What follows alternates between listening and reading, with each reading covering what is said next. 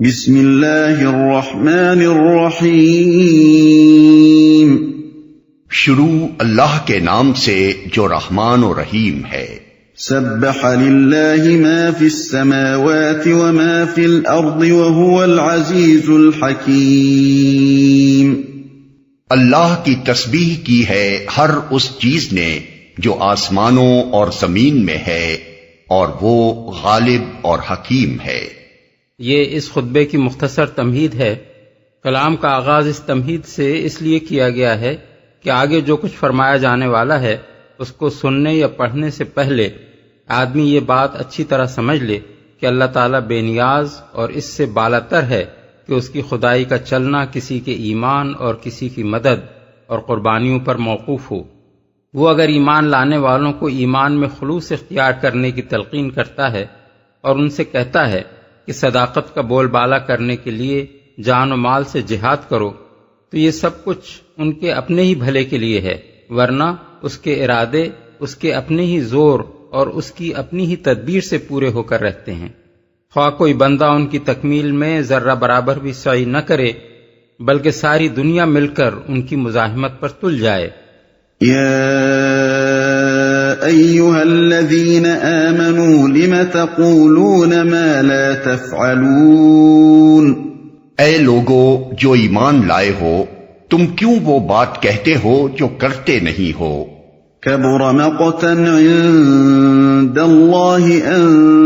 تقولوا ما لا تفعلون۔ اللہ کے نزدیک یہ سخت ناپسندیدہ حرکت ہے کہ تم کہو وہ بات جو کرتے نہیں۔ اس ارشاد کا ایک مدعا تو عام ہے جو اس کے الفاظ سے ظاہر ہو رہا ہے، اور ایک مدعا خاص ہے جو بعد والی آیت کو اس کے ساتھ ملا کر پڑھنے سے معلوم ہوتا ہے۔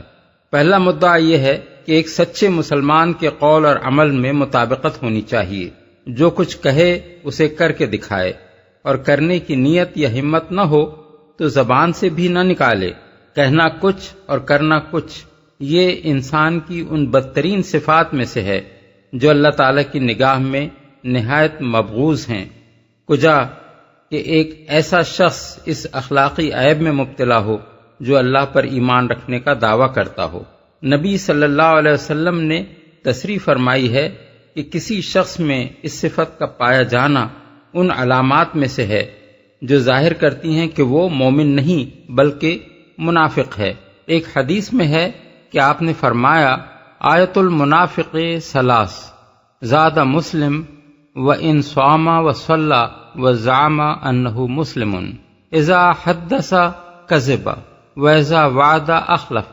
وَإِذَا اؤْتُمِنَ خَانَ۔ یعنی منافق کی 3 نشانیاں ہیں، اگرچہ وہ نماز پڑھتا ہو اور روزہ رکھتا ہو اور مسلمان ہونے کا دعویٰ کرتا ہو۔ یہ کہ جب بولے تو جھوٹ بولے، اور جب وعدہ کرے تو اس کی خلاف ورزی کرے، اور جب کوئی امانت اس کے سپرد کی جائے تو اس میں خیانت کر گزرے۔ بخاری و مسلم۔ ایک اور حدیث میں آپ کا ارشاد ہے اربع من کن فیہ کان منافقا خالصا ومن کانت فیہ خصلۃ منہن کانت فیہ خصلۃ من النفاق حتی یدعها اذا اؤتمن خان واذا حدث کذب وَإِذَا عَاهَدَ غَدَرَ وَإِذَا خَاصَمَ فَجَرَ۔ یعنی 4 صفتیں ایسی ہیں کہ جس شخص میں وہ چاروں پائی جائیں وہ خالص منافق ہے، اور جس میں کوئی ایک صفت ان میں سے پائی جائے اس کے اندر نفاق کی ایک خصلت ہے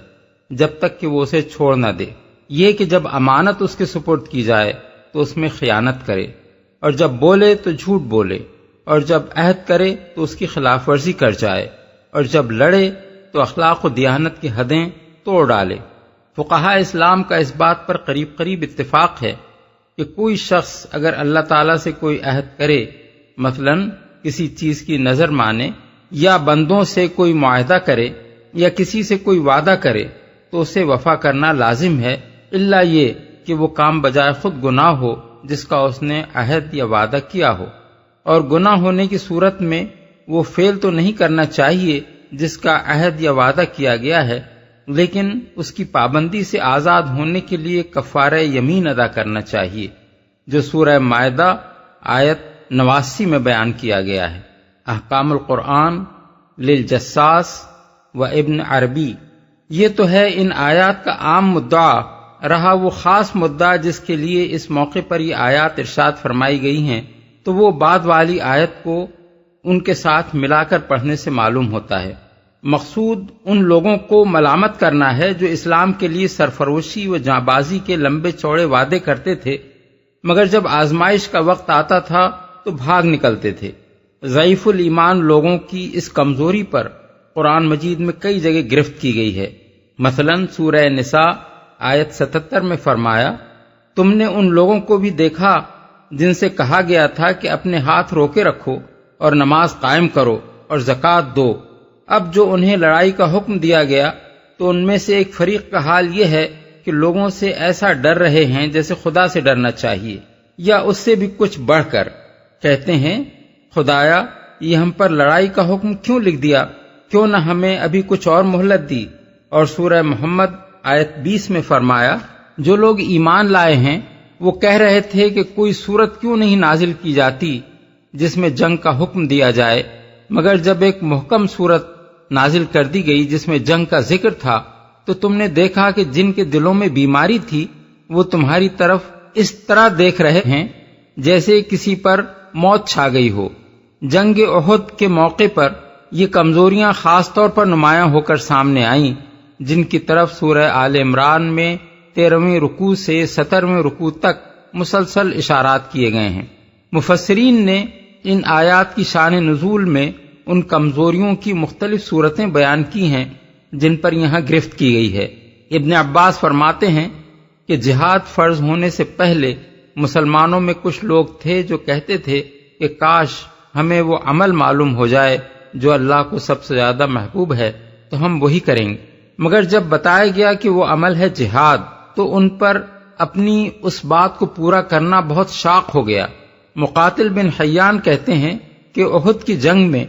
ان لوگوں کو آزمائش سے سابقہ پیش آیا اور یہ حضور کو چھوڑ کر بھاگ نکلے۔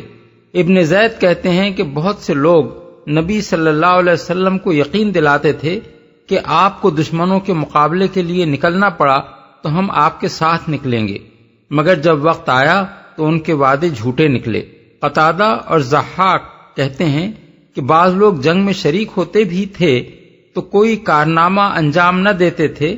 مگر آ کر یہ ڈینگے مارتے تھے کہ ہم یوں لڑے اور ہم نے یوں مارا۔ ایسے ہی لوگوں کو اللہ تعالیٰ نے ان آیات میں ملامت کی ہے۔ ان اللہ يحب الذین یقاتلون فی سبیلہ صفا کأنہم بنیان مرصوص۔ اللہ کو تو پسند وہ لوگ ہیں جو اس کی راہ میں اس طرح صف بستہ ہو کر لڑتے ہیں گویا کہ وہ ایک سیسا پلائی ہوئی دیوار ہیں۔ اس سے اول تو یہ معلوم ہوا کہ اللہ تعالیٰ کی خوشنودی سے وہی اہل ایمان سرفراز ہوتے ہیں جو اس کی راہ میں جان لڑانے اور خطرے سہنے کے لیے تیار ہوں۔ دوسری بات یہ معلوم ہوئی کہ اللہ کو جو فوج پسند ہے اس میں 3 صفات پائی جانی چاہیے۔ ایک یہ کہ وہ خوب سوچ سمجھ کر اللہ کی راہ میں لڑے اور کسی ایسی راہ میں نہ لڑے جو فی سبیل اللہ کی تعریف میں نہ آتی ہو۔ دوسری یہ کہ وہ بدنظمی و انتشار میں مبتلا نہ ہو بلکہ مضبوط تنظیم کے ساتھ صف بستہ ہو کر لڑے۔ تیسری یہ کہ دشمنوں کے مقابلے میں اس کی کیفیت سیسا پلائی ہوئی دیوار کسی ہو۔ پھر یہ آخری صفت بجائے خود اپنے اندر معنی کی ایک دنیا رکھتی ہے۔ کوئی فوج اس وقت تک میدان جنگ میں سیسا پلائی ہوئی دیوار کے مانند کھڑی نہیں ہو سکتی جب تک اس میں حسب ذیل صفات پیدا نہ ہو جائیں۔ عقیدے اور مقصد میں کامل اتفاق جو اس کے سپاہیوں اور افسروں کو آپس میں پوری طرح متحد کر دے، ایک دوسرے کے خلوص پر اعتماد جو کبھی اس کے بغیر پیدا نہیں ہو سکتا کہ سب فی الواقع اپنے مقصد میں مخلص اور ناپاک اغراض سے پاک ہوں، ورنہ جنگ جیسی سخت آزمائش کسی کا کوٹ چھپا نہیں رہنے دیتی، اور اعتماد ختم ہو جائے تو فوج کے افراد ایک دوسرے پر بھروسہ کرنے کے بجائے الٹا ایک دوسرے پر شک کرنے لگتے ہیں۔ اخلاق کا ایک بلند معیار جس سے اگر فوج کے افسر اور سپاہی نیچے گر جائیں تو ان کے دلوں میں نہ ایک دوسرے کی محبت پیدا ہو سکتی ہے، نہ عزت، اور نہ وہ آپس میں متصادم ہونے سے بچ سکتے ہیں۔ اپنے مقصد کا ایسا عشق اور اسے حاصل کرنے کا ایسا پختہ عزم جو پوری فوج میں سرفروشی و جانبازی کا ناقابل تسخیر جذبہ پیدا کر دے، اور وہ میدان جنگ میں واقعی سیسا پلائی ہوئی دیوار کی طرح ڈٹ جائے۔ یہی تھیں وہ بنیادیں جن پر نبی صلی اللہ علیہ وسلم کی قیادت میں ایک ایسی زبردست عسکری تنظیم اٹھی جس سے ٹکرا کر بڑی بڑی قوتیں پاش پاش ہو گئیں، اور صدیوں تک دنیا کی کوئی طاقت اس کے سامنے نہ ٹھہر سکی۔ وَإِذْ قَالَ مُوسَىٰ لِقَوْمِهِ يَا قَوْمِ لِمَ تُؤْذُونَنِي وَقَدْ تَعْلَمُونَ أَنِّي رَسُولُ اللَّهِ إِلَيْكُمْ فَلَمَّا زَاغُوا أَزَاغَ اللَّهُ قُلُوبَهُمْ وَاللَّهُ لَا يَهْدِي الْقَوْمَ الْفَاسِقِينَ۔ اور یاد کرو موسیٰ کی وہ بات جو اس نے اپنی قوم سے کہی تھی کہ اے میری قوم کے لوگو، تم کیوں مجھے اذیت دیتے ہو، حالانکہ تم خوب جانتے ہو کہ میں تمہاری طرف اللہ کا بھیجا ہوا رسول ہوں۔ پھر جب انہوں نے ٹیڑھ اختیار کی تو اللہ نے ان کے دل ٹیڑھے کر دیے۔ اللہ فاسقوں کو ہدایت نہیں دیتا۔ اللہ کا بھیجا ہوا رسول ہوں۔ قرآن مجید میں متعدد مقامات پر بڑی تفصیل کے ساتھ بتایا گیا ہے کہ بنی اسرائیل نے حضرت موسیٰ کو اللہ کا نبی اور اپنا محسن جاننے کے باوجود کس کس طرح تنگ کیا اور کیسی کیسی بے وفائیاں ان کے ساتھ ہیں۔ مثال کے طور پر ملاحظہ ہو سورہ البقرہ آیات 51، 55، 60، 67 تا 71، سورہ النساء آیت 153، المائدہ آیات 20 تا 26، سورہ الاعراف آیات 138 تا 141، 148 تا 151، طٰہٰ آیت 86 تا 98۔ بائبل میں خود یہودیوں کی اپنی بیان کردہ تاریخ بھی اس قسم کے واقعات سے لبریز ہے۔ صرف بطور نمونہ چند واقعات کے لیے دیکھیے خروج باب 5 آیات 20-21، باب 14 آیات 11-12، باب 16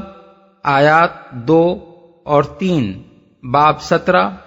آیات 3 اور 4، گنتی باب 11 آیت 1 اور 15، باب 14 آیت 1 اور 10، باب 16 مکمل، باب 20 آیات 1 اور 5۔ یہاں ان واقعات کی طرف اشارہ مسلمانوں کو خبردار کرنے کے لیے کیا جا رہا ہے کہ وہ اپنے نبی کے ساتھ وہ روش اختیار نہ کریں جو بنی اسرائیل نے اپنے نبی کے ساتھ اختیار کی تھی، ورنہ وہ اس انجام سے دوچار ہوئے بغیر نہیں رہ سکتے جس سے بنی اسرائیل دوچار ہوئے۔ اللہ فاسقوں کو ہدایت نہیں دیتا، یعنی اللہ تعالیٰ کا یہ طریقہ نہیں ہے کہ جو لوگ خود ٹیڑھی راہ چلنا چاہیں انہیں وہ خوامخواہ سیدھی راہ چلائے، اور جو لوگ اس کی نافرمانی پر تلے ہوئے ہوں ان کو زبردستی ہدایت سے سرفراز فرمائے۔ اس سے یہ بات خود بخود واضح ہو گئی کہ کسی شخص یا قوم کی گمراہی کا آغاز اللہ تعالیٰ کی طرف سے نہیں ہوتا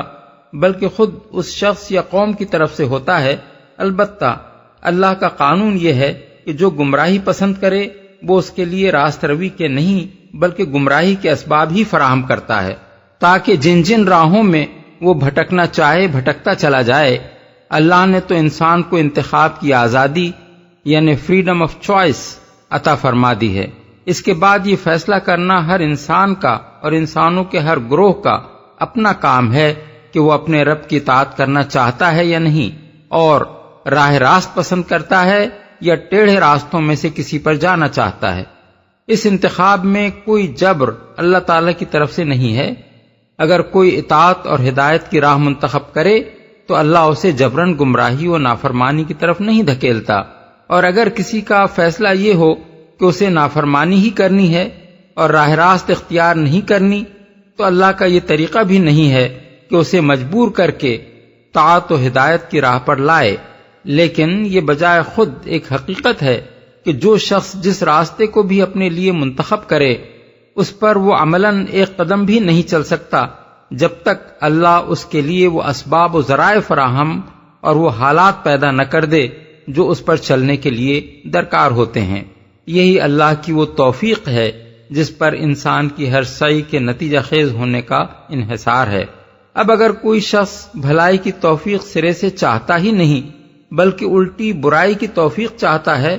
تو اس کو وہی ملتی ہے، اور جب اسے برائی کی توفیق ملتی ہے تو اسی کے مطابق اس کی ذہنیت کا سانچہ ٹیڑھا اور اس کی سعی و عمل کا راستہ کج ہوتا چلا جاتا ہے، یہاں تک کہ رفتہ رفتہ اس کے اندر سے بھلائی کو قبول کرنے کی صلاحیت بالکل ختم ہو کر رہ جاتی ہے۔ یہی معنی ہیں اس ارشاد کے کہ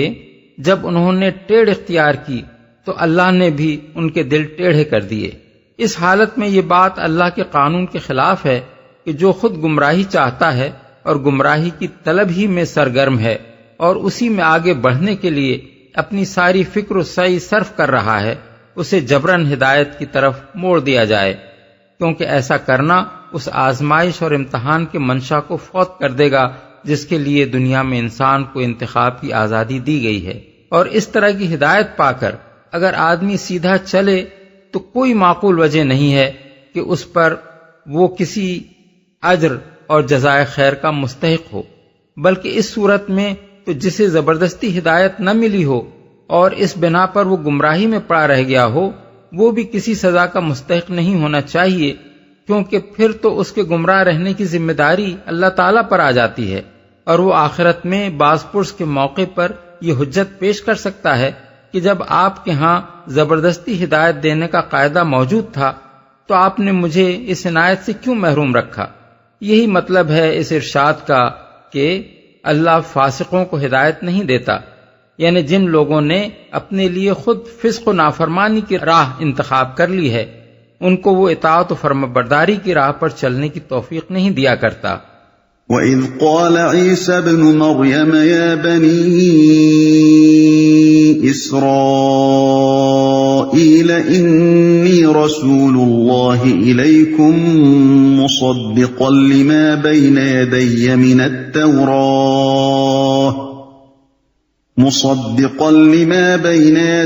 مِنَ التَّوْرَاةِ وَمُبَشِّرًا بِرَسُولٍ يَأْتِي مِن بَعْدِ اسْمُهُ أَحْمَدُ فَلَمَّا جَاءَهُم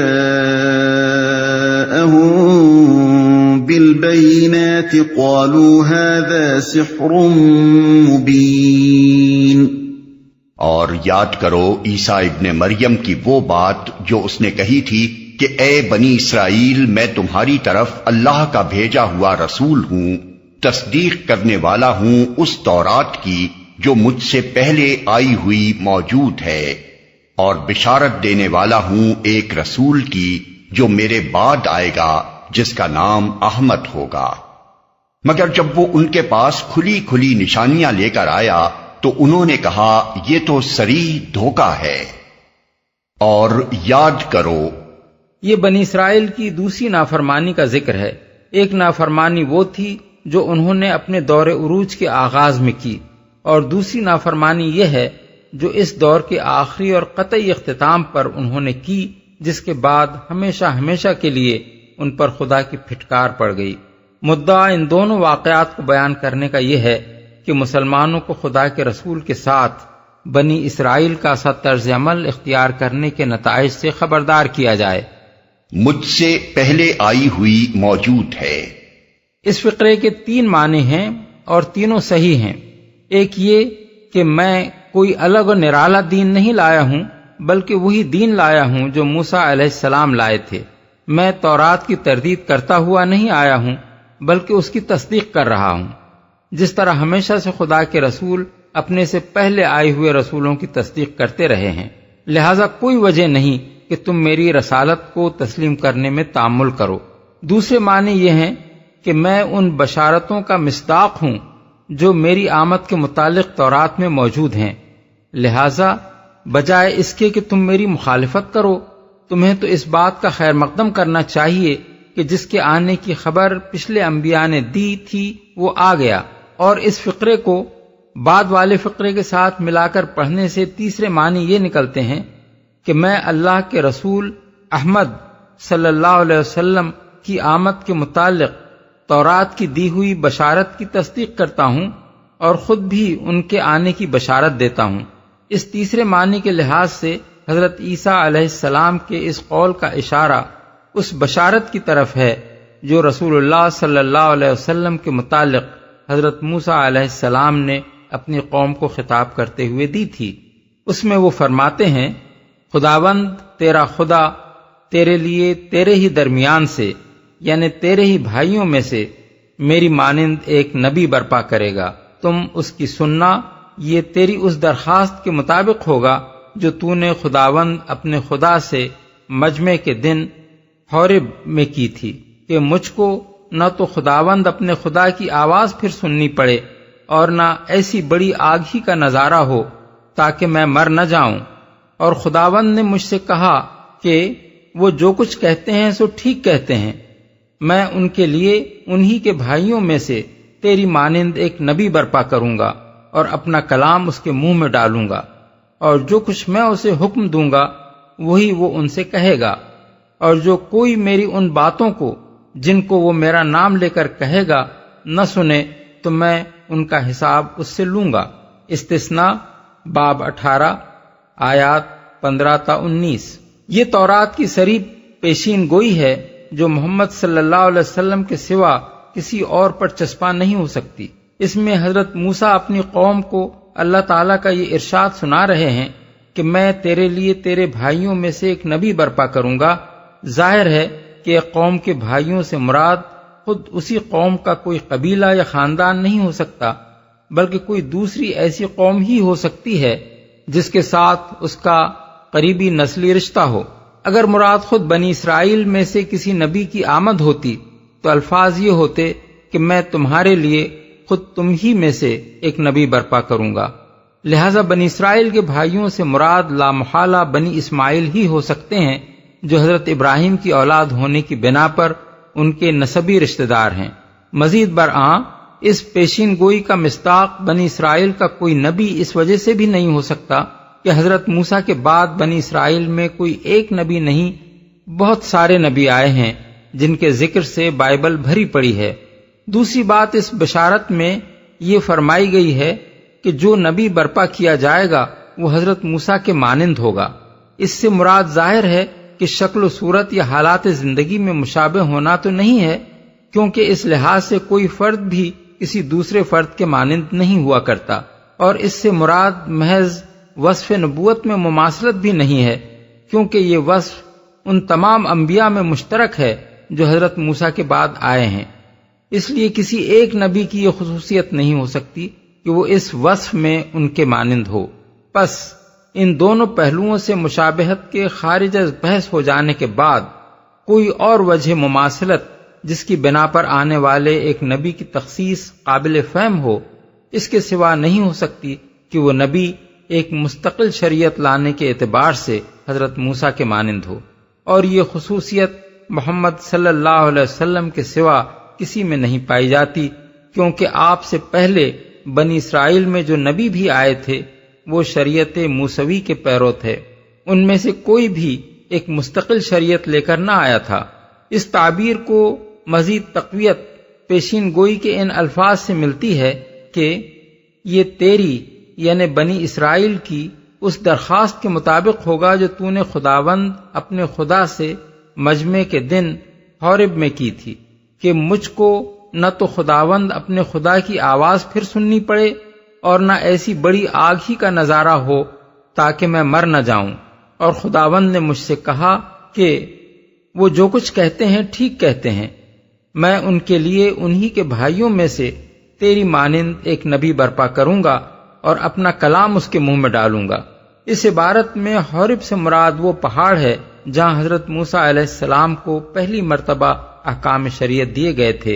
اور بنی اسرائیل کی جس درخواست کا اس میں ذکر کیا گیا ہے اس کا مطلب یہ ہے کہ آئندہ اگر کوئی شریعت ہم کو دی جائے تو ان خوفناک حالات میں نہ دی جائے جو حورب پہاڑ کے دامن میں شریعت دیتے وقت پیدا کیے گئے تھے۔ ان حالات کا ذکر قرآن میں بھی موجود ہے اور بائبل میں بھی۔ ملاحظہ ہو سورہ البقرہ آیات 55, 56, 63, سورہ الاعراف آیات 155, 171، بائبل کتاب خروج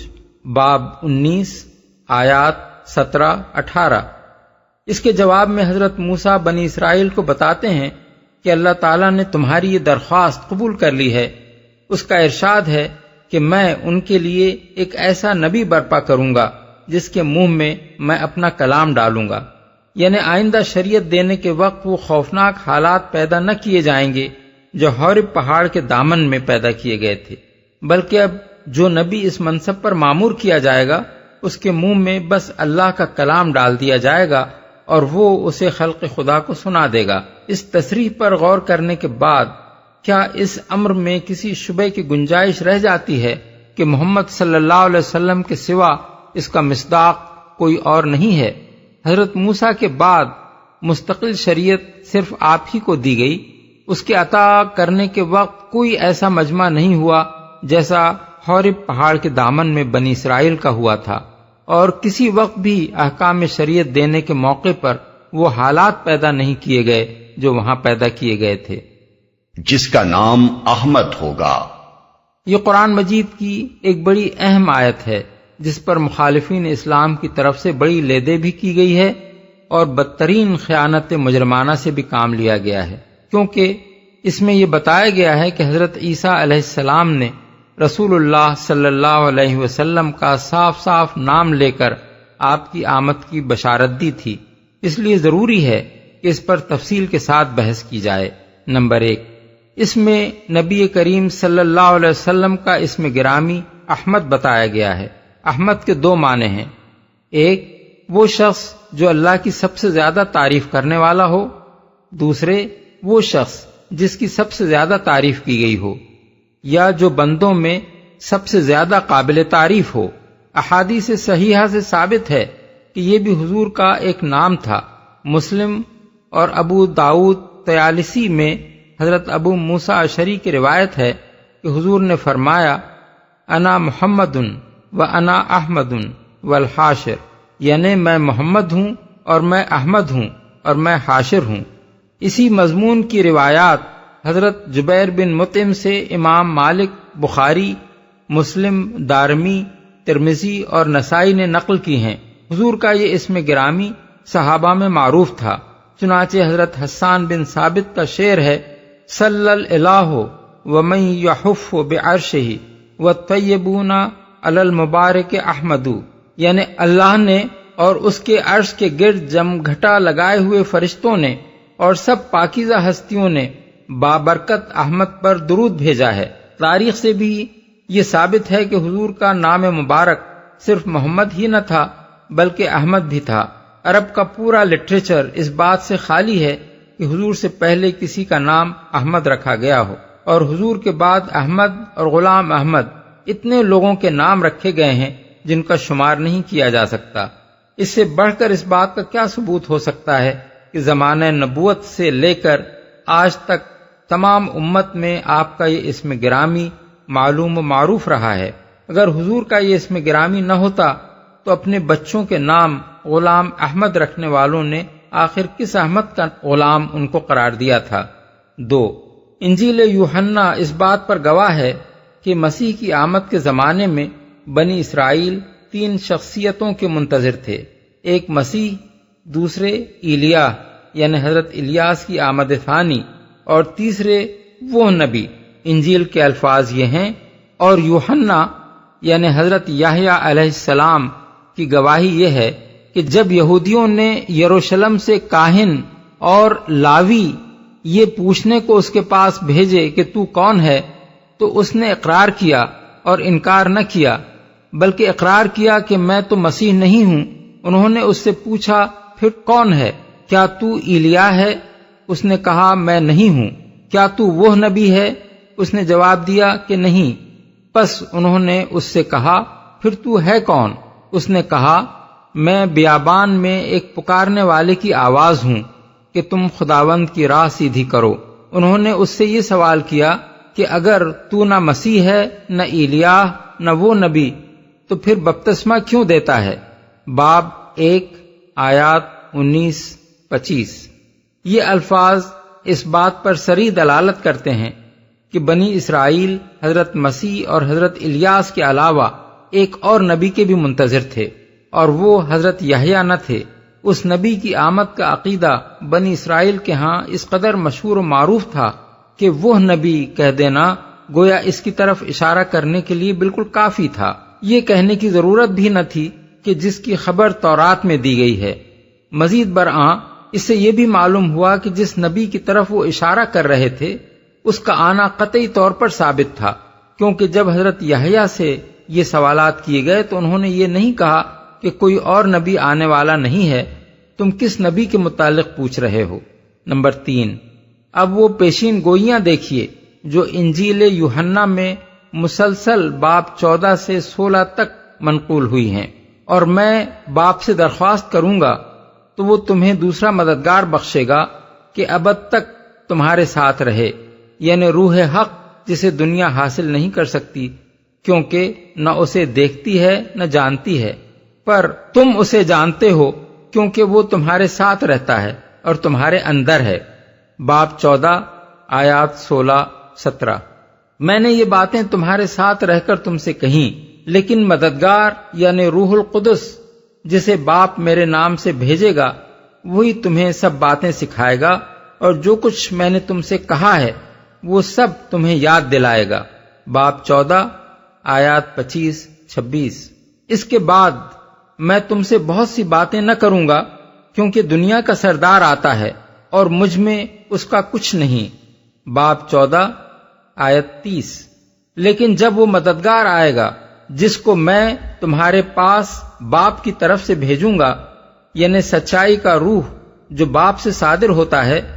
تو وہ میری گواہی دے گا۔ باب 15 آیت 26۔ لیکن میں تم سے سچ کہتا ہوں کہ میرا جانا تمہارے لیے فائدہ مند ہے، کیونکہ اگر میں نہ جاؤں تو وہ مددگار تمہارے پاس نہ آئے گا، لیکن اگر جاؤں گا تو اسے تمہارے پاس بھیج دوں گا۔ باب 16 آیت 7۔ مجھے تم سے اور بھی بہت سی باتیں کہنا ہے، مگر اب تم ان کی برداشت نہیں کر سکتے، لیکن جب وہ یعنی سچائی کا روح آئے گا تو تم کو تمام سچائی کی راہ دکھائے گا، اس لیے کہ وہ اپنی طرف سے نہ کہے گا، لیکن جو کچھ سنے گا وہی کہے گا، اور تمہیں آئندہ کی خبریں دے گا۔ وہ میرا جلال ظاہر کرے گا، اس لیے کہ مجھ ہی سے حاصل کر کے تمہیں خبریں دے گا۔ جو کچھ باپ کا ہے وہ سب میرا ہے، اس لیے میں نے کہا کہ وہ مجھ ہی سے حاصل کرتا ہے اور تمہیں خبریں دے گا۔ باب 16 آیات 12-15۔ 4۔ ان عبارتوں کے معنی متعین کرنے کے لیے سب سے پہلے تو یہ جاننا ضروری ہے کہ مسیح علیہ السلام اور ان کے ہم عصر اہل فلسطین کی عام زبان آرامی زبان کی وہ بولی تھی جسے سریانی یعنی سائریک کہا جاتا ہے۔ مسیح کی پیدائش سے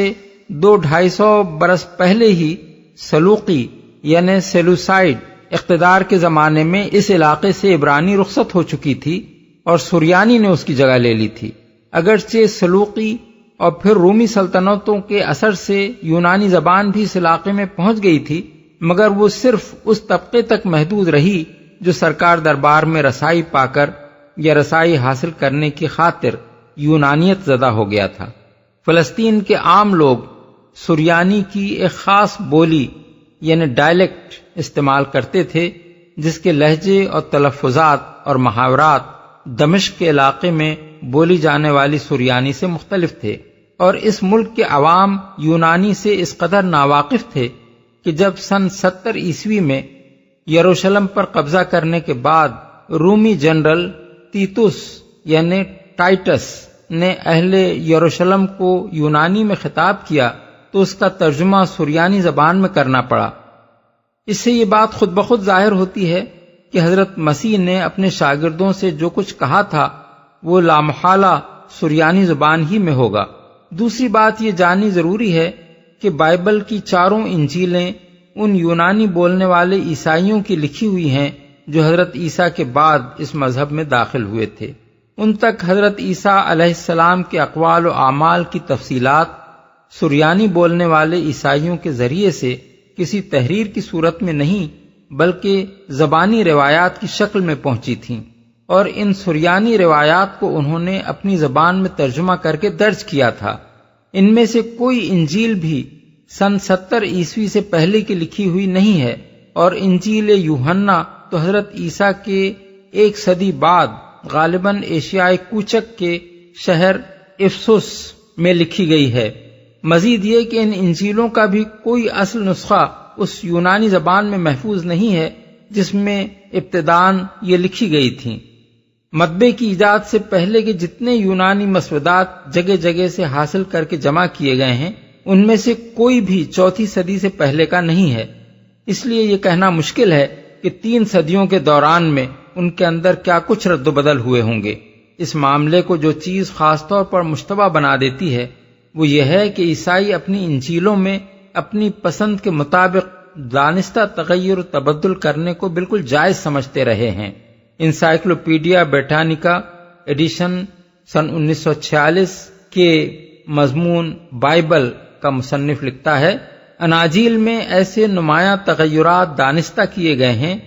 جیسے مثلاً بعض پوری عبارتوں کو کسی دوسرے ماخذ سے لے کر کتاب میں شامل کر دینا۔ یہ تغیرات صریحاً کچھ ایسے لوگوں نے بالقصد کیے ہیں جنہیں اصل کتاب کے اندر شامل کرنے کے لیے کہیں سے کوئی مواد مل گیا، اور وہ اپنے آپ کو اس کا مجاز سمجھتے رہے کہ کتاب کو بہتر یا زیادہ مفید بنانے کے لیے اس کے اندر اپنی طرف سے اس مواد کا اضافہ کر دیں۔ بہت سے اضافے 2 صدی ہی میں ہو گئے تھے اور کچھ نہیں معلوم کہ ان کا ماخذ کیا تھا۔ اس صورتحال میں قطعی طور پر یہ کہنا بہت مشکل ہے کہ انجیلوں میں حضرت عیسیٰ علیہ السلام کے جو اقوال ہمیں ملتے ہیں وہ بالکل ٹھیک نقل ہوئے ہیں اور ان کے اندر کوئی رد و بدل نہیں ہوا ہے۔ تیسری اور نہایت اہم بات یہ ہے کہ مسلمانوں کی فتح کے بعد بھی تقریباً 3 صدیوں تک فلسطین کے عیسائی باشندوں کی زبان سریانی رہی، اور کہیں 9ویں صدی عیسوی میں جا کر عربی زبان نے اس کی جگہ لی۔ ان سریانی بولنے والے اہل فلسطین کے ذریعے سے عیسائی روایات کے متعلق جو معلومات ابتدائی 3 صدیوں کے مسلمان علماء کو حاصل ہوئیں وہ ان لوگوں کی معلومات کی بنسبت زیادہ معتبر ہونی چاہیے جنہیں سریانی سے یونانی اور پھر یونانی سے لاطینی زبانوں میں ترجمہ در ترجمہ ہو کر یہ معلومات پہنچیں، کیونکہ مسیح کی زبان سے نکلے ہوئے اصل سریانی الفاظ ان کے ہاں محفوظ رہنے کے زیادہ امکانات تھے۔ 5. ان ناقابل انکار تاریخی حقائق کو نگاہ میں رکھ کر دیکھیے کہ انجیل یوحنا کی مذکورہ بالا عبارات میں حضرت عیسیٰ علیہ السلام اپنے بعد ایک آنے والے کی خبر دے رہے ہیں، جس کے متعلق وہ کہتے ہیں کہ وہ دنیا کا سردار یعنی سرور عالم ہوگا، ابد تک رہے گا، سچائی کی تمام راہیں دکھائے گا اور خود ان کی یعنی حضرت عیسیٰ کی گواہی دے گا۔ یوحنا کی ان عبارتوں میں روح القدس اور سچائی کی روح وغیرہ الفاظ شامل کر کے مدعا کو خفت کرنے کی پوری کوشش کی گئی ہے، مگر اس کے باوجود ان سب عبارتوں کو اگر غور سے پڑھا جائے تو صاف معلوم ہوتا ہے کہ جس آنے والے کی خبر دی گئی ہے وہ کوئی روح نہیں بلکہ کوئی انسان اور خاص شخص ہے جس کی تعلیم عالمگیر، ہماگیر اور قیامت تک باقی رہنے والی ہوگی۔ اس شخص خاص کے لیے اردو ترجمے میں مددگار کا لفظ استعمال کیا گیا ہے، اور یوحنا کی اصل انجیل میں یونانی زبان کا جو لفظ استعمال کیا گیا تھا اس کے بارے میں عیسائیوں کو اصرار ہے کہ وہ پیراکلیٹس تھا، مگر اس کے معنی متعین کرنے میں خود عیسائی علماء کو سخت زحمت پیش آئی ہے۔ اصل یونانی زبان میں پیراکلیٹ کے کئی معنی ہیں: کسی جگہ کی طرف بلانا، مدد کے لیے پکارنا، انذار و تنبیہ، ترغیب، اکسانا، التجا کرنا، دعا مانگنا۔ پھر یہ لفظ ہیلینی مفہوم میں یہ معنی دیتا ہے تسلی دینا، تسکین بخشنا، ہمت افزائی کرنا۔ بائبل میں اس لفظ کو جہاں جہاں استعمال کیا گیا ہے ان سب مقامات پر اس کے کوئی معنی بھی ٹھیک نہیں بیٹھتے۔ اورائجن نے کہیں اس کا ترجمہ کنسولیٹر کیا ہے اور کہیں ڈیپریکیٹر، مگر دوسرے مفسرین نے ان دونوں ترجموں کو رد کر دیا، کیونکہ اول تو یہ یونانی گرامر کے لحاظ سے صحیح نہیں ہے، دوسرے تمام عبارتوں میں جہاں یہ لفظ آیا ہے یہ معنی نہیں چلتے۔ بعض اور مترجمین نے اس کا ترجمہ ٹیچر کیا ہے، مگر یونانی زبان کے استعمالات سے یہ معنی بھی اخذ نہیں کیے جا سکتے۔ ترتولیان اور آگسٹائن نے لفظ آووکیٹ کو ترجیح دی ہے، اور بعض اور لوگوں نے اسسٹنٹ اور کمفرٹر اور کنسولر وغیرہ الفاظ استعمال کیے ہیں۔ ملاحظہ ہو سائیکلوپیڈیا آف ببلیکل لٹریچر، لفظ پیراکلیٹیس۔ اب دلچسپ بات یہ ہے کہ یونانی زبان ہی میں ایک دوسرا لفظ پیریکلائٹوس موجود ہے، جس کے معنی ہے تعریف کیا ہوا۔ یہ لفظ بالکل محمد کا ہم معنی ہے، اور تلفظ میں اس کے اور پیراکلیٹس کے درمیان بڑی مشابہت پائی جاتی ہے۔ کیا بعید ہے کہ جو مسیحی حضرات اپنی مذہبی کتابوں میں اپنی مرضی اور پسند کے مطابق بے تکلف رد و بدل کر لینے کے خوگر رہے ہیں، انہوں نے یوحنا کی نقل کردہ پیشین گوئی کے اس لفظ کو اپنے عقیدے کے خلاف پڑھتا دیکھ کر اس کے املا میں یہ ذرا سا تغیر کر دیا ہو۔ اس کی پڑتال کرنے کے لیے یوحنا کی لکھی ہوئی ابتدائی یونانی انجیل بھی کہیں موجود نہیں ہے، جس سے یہ تحقیق کیا جا سکے کہ وہاں ان دونوں الفاظ میں سے دراصل کون سا لفظ استعمال کیا گیا تھا۔ 7. لیکن فیصلہ اس پر بھی موقوف نہیں ہے کہ یوحنا نے یونانی زبان میں دراصل کون سا لفظ لکھا تھا، کیونکہ بہرحال وہ بھی ترجمہ ہی تھا، اور حضرت مسیح کی زبان جیسا کہ اوپر ہم بیان کر چکے ہیں فلسطین کی سریانی تھی، اس لیے انہوں نے اپنی بشارت میں جو لفظ استعمال کیا ہوگا وہ لامحالہ کوئی سریانی لفظ ہی ہونا چاہیے۔ خوش قسمتی سے وہ اصل سریانی لفظ ہمیں ابن ہشام کی سیرت میں مل جاتا ہے، اور ساتھ ساتھ یہ بھی اسی کتاب سے معلوم ہو جاتا ہے کہ اس کا ہم معنی یونانی لفظ کیا ہے۔ محمد بن اسحاق کے حوالے سے ابن ہشام نے یوحنس یعنی یوحنا کی انجیل کے باب 15 آیات 23 تا 27 اور باب 16 آیت 1 کا پورا ترجمہ نقل کیا ہے، اور اس میں یونانی فارقلیت کے بجائے سریانی زبان کا لفظ منحمنا استعمال کیا گیا ہے۔ پھر ابن اسحاق یا ابن ہشام نے اس کی تشریح یہ کی ہے کہ منحمنا کے معنی سریانی میں محمد اور یونانی میں برقلیتوس ہیں۔ ابن ہشام جلد اول صفحہ 248۔ اب دیکھیے کہ تاریخی طور پر فلسطین کے عام عیسائی باشندوں کی زبان 9ویں صدی عیسوی تک سریانی تھی۔ یہ علاقہ 7ویں صدی کے نصف اول سے اسلامی مقبوضات میں شامل تھا۔ ابن اسحاق نے سن 768 عیسوی میں اور ابن ہشام نے سن 828 عیسوی میں وفات پائی ہے۔ اس کے معنی یہ ہیں کہ ان دونوں کے زمانے میں فلسطینی عیسائی سریانی بولتے تھے، اور ان دونوں کے لیے اپنے ملک کی عیسائی رعایا سے ربط پیدا کرنا کچھ بھی مشکل نہ تھا۔ نیز اس زمانے میں یونانی بولنے والے عیسائی بھی لاکھوں کی تعداد میں اسلامی مقبوضات کے اندر رہتے تھے، اس لیے ان کے لیے یہ معلوم کرنا بھی مشکل نہ تھا کہ سریانی کے کس لفظ کا ہم معنی یونانی زبان کا کون سا لفظ ہے۔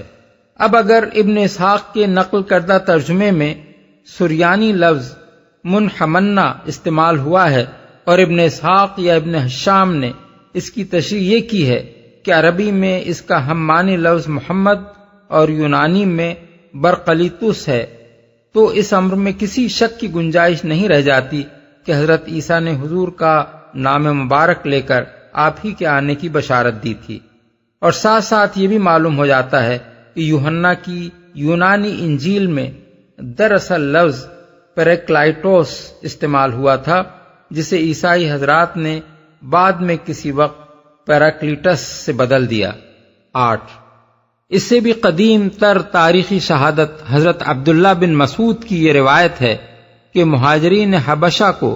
جب نجاشی نے اپنے دربار میں بلایا اور حضرت جعفر بن ابی طالب رضی اللہ عنہ سے رسول اللہ صلی اللہ علیہ وسلم کی تعلیمات سنی تو اس نے کہا، مرحباً بکم وبمن جئتم من عنده اشہد انہ رسول اللہ وانہ الذی نجد فی الانجیل وانہ الذی بشر بہ عیسی ابن مریم، مسند احمد۔ یعنی مرحبا تم کو اور اس ہستی کو جس کے ہاں سے تم آئے ہو، میں گواہی دیتا ہوں کہ وہ اللہ کے رسول ہیں، اور وہی ہیں جن کا ذکر ہم انجیل میں پاتے ہیں، اور وہی ہیں جن کی بشارت عیسیٰ ابن مریم نے دی تھی۔ یہ قصہ احادیث میں خود حضرت جعفر اور حضرت ام سلمہ سے بھی منقول ہوا ہے۔ اس سے نہ صرف یہ ثابت ہوتا ہے کہ 7ویں صدی کے آغاز میں نجاشی کو یہ معلوم تھا کہ حضرت عیسیٰ علیہ السلام ایک نبی کی پیشین گوئی کر گئے ہیں، بلکہ یہ بھی ثابت ہوتا ہے کہ اس نبی کی ایسی صاف نشاندہی انجیل میں موجود تھی جس کی وجہ سے نجاشی کو یہ رائے قائم کرنے میں کوئی تعامل نہ ہوا کہ محمد صلی اللہ علیہ وسلم ہی وہ نبی ہیں۔ البتہ اس روایت سے یہ نہیں معلوم ہوتا کہ حضرت عیسیٰ کی اس بشارت کے متعلق نجاشی کا ذریعہ معلومات یہی انجیل یوحنا تھی یا کوئی اور ذریعہ بھی اس کو جاننے کا اس وقت موجود تھا۔ 9 حقیقت یہ ہے کہ صرف رسول اللہ صلی اللہ علیہ وسلم ہی کے بارے میں حضرت عیسیٰ کی پیشین گوئیوں کو نہیں، خود حضرت عیسیٰ کے اپنے صحیح حالات اور آپ کی اصل تعلیمات کو جاننے کا بھی معتبر ذریعہ وہ 4 انجیلیں نہیں ہیں جن کو مسیحی کلیسا نے معتبر و مسلم اناجیل یعنی کینونیکل گاسپلز قرار دے رکھا ہے، بلکہ اس کا زیادہ قابل اعتماد ذریعہ وہ انجیل برناباس ہے جسے کلیسا غیر قانونی اور مشکوک الصحت یعنی اپوکرائفل کہتا ہے۔ عیسائیوں نے اسے چھپانے کا بڑا اہتمام کیا ہے، صدیوں تک یہ دنیا سے ناپید رہی ہے۔ 16ویں صدی میں اس کے اطالوی ترجمے کا صرف ایک نسخہ پوپ سیکسٹس کی کتب خانے میں پایا جاتا تھا اور کسی کو اس کے پڑھنے کی اجازت نہ تھی۔ 18ویں صدی کے آغاز میں وہ ایک شخص جان ٹولینڈ کے ہاتھ لگا، پھر مختلف ہاتھوں میں گشت کرتا ہوا سن 1738 عیسوی میں ویانا کی امپیریل لائبریری میں پہنچ گیا۔ سن 1907 عیسوی میں اسی نسخے کا انگریزی ترجمہ آکسفورڈ کے کلیرنڈن پریس سے شائع ہو گیا تھا، مگر غالباً اس کی اشاعت کے بعد فوراً ہی عیسائی دنیا میں یہ احساس پیدا ہو گیا کہ یہ کتاب تو اس مذہب کی جڑ ہی کاٹے دے رہی ہے جسے حضرت عیسیٰ کے نام سے منسوب کیا جاتا ہے، اس لیے اس کے مطبوعہ نسخے کسی خاص تدبیر سے غائب کر دیے گئے اور پھر کبھی اس کی اشاعت کی نوبت نہ آ سکی۔ دوسرا ایک نسخہ اسی اطالوی ترجمے سے اسپینی زبان میں منتقل کیا ہوا 18ویں صدی میں پایا جاتا تھا، جس کا ذکر جارج سیل نے اپنے انگریزی ترجمہ قرآن کے مقدمے میں کیا ہے، مگر وہ بھی کہیں غائب کر دیا گیا اور آج اس کا بھی کہیں پتہ نشان نہیں ملتا۔ مجھے آکسفورڈ سے شائع شدہ انگریزی ترجمے کی ایک فوٹوسٹیٹ کاپی دیکھنے کا اتفاق ہوا ہے اور میں نے اسے لفظ بلفظ پڑھا ہے۔ میرا احساس یہ ہے کہ یہ ایک بہت بڑی نعمت ہے جس سے عیسائیوں نے محض تعصب اور ضد کی بنا پر اپنے آپ کو محروم کر رکھا ہے۔ مسیح لٹریچر میں اس انجیل کا جہاں کہیں ذکر آتا ہے اسے یہ کہہ کر رد کر دیا جاتا ہے کہ یہ ایک جعلی انجیل ہے جسے شاید کسی مسلمان نے تصنیف کر کے برناباس کی طرف منسوب کر دیا ہے، لیکن یہ ایک بہت بڑا جھوٹ ہے جو صرف اس بنا پر بول دیا گیا ہے کہ اس میں جگہ جگہ بصراحت نبی صلی اللہ علیہ وسلم کے متعلق پیشین گوئیاں ملتی ہیں۔ اول تو اس انجیل کو پڑھنے ہی سے صاف معلوم ہو جاتا ہے کہ یہ کتاب کسی مسلمان کی تصنیف کردہ نہیں ہو سکتی۔ دوسرے، اگر یہ کسی مسلمان نے لکھی ہوتی تو مسلمانوں میں یہ کثرت سے پھیلی ہوئی ہوتی اور علماء اسلام کی تصنیفات میں بکثرت اس کا ذکر پایا جاتا، مگر یہاں صورتحال یہ ہے کہ جارج سیل کے انگریزی مقدمہ قرآن سے پہلے مسلمانوں کو سرے سے اس کے وجود تک کا علم نہ تھا۔ طبری، یعقوبی، مسعودی، البیرونی، ابن حزم اور دوسرے مصنفین جو مسلمانوں میں مسیح لٹریچر پر وسیع اطلاع رکھنے والے تھے، ان میں سے کسی کے ہاں بھی مسیح مذہب پر بحث کرتے ہوئے انجیل برناباس کی طرف اشارہ تک نہیں ملتا۔ دنیا اسلام کے کتب خانوں میں جو کتابیں پائی جاتی تھیں ان کی بہترین فہرستیں ابن ندیم کی الفہرست اور حاجی خلیفہ کی کشف الظنون ہیں، اور وہ بھی اس کے ذکر سے خالی ہیں۔ 19ویں صدی سے پہلے کسی مسلمان عالم نے انجیل برناباس کا نام تک نہیں لیا ہے۔ تیسری اور سب سے بڑی دلیل اس بات کے جھوٹ ہونے کی یہ ہے کہ نبی صلی اللہ علیہ وسلم کی پیدائش سے بھی 75 سال پہلے پوپ گلاسیس اول کے زمانے میں بدعقیدہ اور گمراہ کن یعنی ہیریٹیکل کتابوں کی جو فہرست مرتب کی گئی تھی اور ایک پاپائی فتوے کے ذریعے سے جن کا پڑھنا ممنوع کر دیا گیا تھا، ان میں انجیل برناباس یعنی ایونجیلیم برنابی بھی شامل تھی۔ سوال یہ ہے کہ اس وقت کون سا مسلمان تھا جس نے یہ جعلی انجیل تیار کی تھی؟ یہ بات تو خود عیسائی علماء نے تسلیم کی ہے کہ شام، اسپین، مصر وغیرہ ممالک کے ابتدائی مسیحی کلیسا میں ایک مدت تک برناباس کی انجیل رائج رہی ہے اور 6 صدی میں اسے ممنوع قرار دیا گیا ہے۔ 10 قبل اس کے کہ اس انجیل سے نبی صلی اللہ علیہ وسلم کے متعلق حضرت عیسیٰ علیہ السلام کی بشارتیں نقل کی جائیں، اس کا مختصر تعارف کرا دینا ضروری ہے تاکہ اس کی اہمیت معلوم ہو جائے اور یہ بھی سمجھ میں آ جائے کہ عیسائی حضرات اس سے اتنے ناراض کیوں ہیں۔ بائبل میں جو 4 انجیلیں قانونی اور معتبر قرار دے کر شامل کی گئی ہیں، ان میں سے کسی کا لکھنے والا بھی حضرت عیسیٰ کا صحابی نہ تھا، اور ان میں سے کسی نے یہ دعویٰ بھی نہیں کیا ہے کہ اس نے حضرت کے صحابیوں سے حاصل کردہ معلومات اپنی انجیل میں درج کی ہیں۔ جن ذرائع سے ان لوگوں نے معلومات حاصل کی ہیں، ان کا کوئی حوالہ انہوں نے نہیں دیا ہے جس سے یہ پتہ چل سکے کہ راوی نے آیا خود وہ واقعات دیکھے اور وہ اقوال سنے ہیں جنہیں وہ بیان کر رہا ہے، یا ایک یا چند واسطوں سے یہ باتیں اسے پہنچی ہیں۔ بخلاف اس کے انجیل برناباس کا مصنف کہتا ہے کہ میں مسیح کے اولین 12 حواریوں میں سے ایک ہوں، شروع سے آخر وقت تک مسیح کے ساتھ رہا ہوں اور اپنی آنکھوں دیکھے واقعات اور کانوں سنے اقوال اس کتاب میں درج کر رہا ہوں۔ یہی نہیں بلکہ کتاب کے آخر میں وہ کہتا ہے کہ دنیا سے رخصت ہوتے وقت حضرت مسیح نے مجھ سے فرمایا تھا کہ میرے متعلق جو غلط فہمیاں لوگوں میں پھیل گئی ہیں ان کو صاف کرنا اور صحیح حالات دنیا کے سامنے لانا تیری ذمہ داری ہے۔ یہ برناباس کون تھا؟ بائبل کی کتاب اعمال میں بڑی کثرت سے اس نام کے ایک شخص کا ذکر آتا ہے جو قبرص کے ایک یہودی خاندان سے تعلق رکھتا تھا۔ مسیحیت کی تبلیغ اور پیروان مسیح کی مدد و اعانت کے سلسلے میں اس کی خدمات کی بڑی تعریف کی گئی ہے، مگر کہیں یہ نہیں بتایا گیا ہے کہ وہ کب دین مسیح میں داخل ہوا، اور ابتدائی 12 حواریوں کی جو فہرست 3 انجیلوں میں دی گئی ہے اس میں بھی کہیں اس کا نام درج نہیں ہے۔ اس لیے یہ نہیں کہا جا سکتا کہ اس انجیل کا مصنف وہی برناباس ہے یا کوئی اور۔ متی اور مرقس نے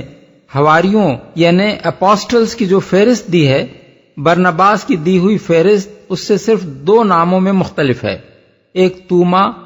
جس کے بجائے برناباس خود اپنا نام دے رہا ہے، اور دوسرا شمعون قنانی جس کی جگہ وہ یہودا بن یعقوب کا نام لیتا ہے۔ لوقا کی انجیل میں یہ دوسرا نام بھی موجود ہے، اس لیے یہ قیاس کرنا صحیح ہوگا کہ بعد میں کسی وقت صرف برناباس کو حواریوں سے خارج کرنے کے لیے توما کا نام داخل کیا گیا ہے تاکہ اس کی انجیل سے پیچھا چھڑایا جا سکے، اور اس طرح کے تغیرات اپنی مذہبی کتابوں میں کر لینا ان حضرات کے ہاں کوئی ناجائز کام نہیں رہا ہے۔ اس انجیل کو اگر کوئی شخص تعصب کے بغیر کھلی آنکھوں سے پڑھے اور نئے عہد نامے کی 4 انجیلوں سے اس کا مقابلہ کرے تو وہ یہ محسوس کیے بغیر نہیں رہ سکتا کہ یہ ان 4 سے بدرجہ برتر ہے۔ اس میں حضرت عیسیٰ علیہ السلام کے حالات زیادہ تفصیل کے ساتھ بیان ہوئے ہیں اور اس طرح بیان ہوئے ہیں جیسے کوئی شخص فی الواقع وہاں سب کچھ دیکھ رہا تھا اور ان واقعات میں خود شریک تھا۔ 4 انجیلوں کی بے ربط داستانوں کے مقابلے میں یہ تاریخی بیان زیادہ مربوط بھی ہے اور اس سے سلسلہ واقعات بھی زیادہ اچھی طرح سمجھ میں آتا ہے۔ حضرت عیسیٰ کی تعلیمات اس میں 4 انجیلوں کی بنسبت زیادہ واضح اور مفصل اور مؤثر طریقے سے بیان ہوئی ہیں۔ توحید کی تعلیم، شرک کی تردید، صفات باری تعالی،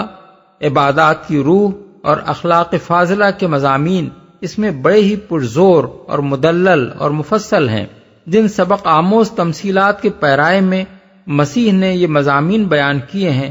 ان کا عشر اشیر بھی 4 انجیلوں میں نہیں پایا جاتا۔ اس سے یہ بھی زیادہ تفصیل کے ساتھ معلوم ہوتا ہے کہ آن جناب اپنے شاگردوں کی تعلیم و تربیت کس حکیمانہ طریقے سے فرماتے تھے۔ حضرت عیسیٰ کی زبان، طرز بیان اور طبیعت و مزاج سے کوئی شخص اگر کچھ بھی آشنا ہو